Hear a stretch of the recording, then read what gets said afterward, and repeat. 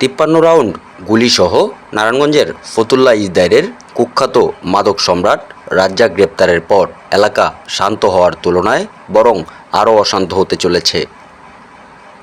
এবার 1 ডজন মাদক মামলার আসামি রাজ্জাকের অনুপস্থিতি কাজে লাগিয়ে বৃহত্তর ইজদাইরের 2/3 জুড়ে দেদারসে মাদক সাপ্লাই করে বেড়াচ্ছে চিহ্নিত মাদক কারবারি সম্রাট, যার নেতৃত্বে 10 থেকে 12 জন সেলসম্যান ইজদাইর পৌর স্টেডিয়াম এলাকা, ম্যাথর কলোনি, অক্টো অফিসসহ অন্তত হাফ ডজন স্পটে 5 শতাধিক খুচরা মাদক বেচাবিক্রি করে বেড়াচ্ছে বলে জানা গেছে, যার বর্তমান বাজার মূল্য প্রায় 1 লাখ টাকা, অর্থাৎ মাসে প্রায় 30 লক্ষ টাকার মাদক সাপ্লাইয়ে সংশ্লিষ্টতা রয়েছে মাদক কারবারি সম্রাটের। সাম্প্রতিক সময়ে ফতুল্লা মডেল থানা পুলিশের মাদক বিরোধী অভিযান ব্যাপক প্রশংসা কুড়ালেও ইজদাইরের বর্তমান উচ্ছৃঙ্খল পরিস্থিতি সামাল দিতে না পারলে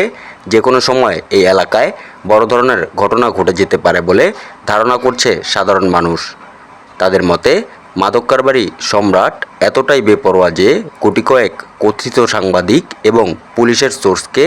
মাসেহারা দিয়ে সম্পূর্ণ এলাকায় প্রকাশ্যে মাদক বেচাবিক্রি করে বেড়াচ্ছে আইনশৃঙ্খলা বাহিনীকে বৃদ্ধাঙ্গুলি প্রদর্শন করে।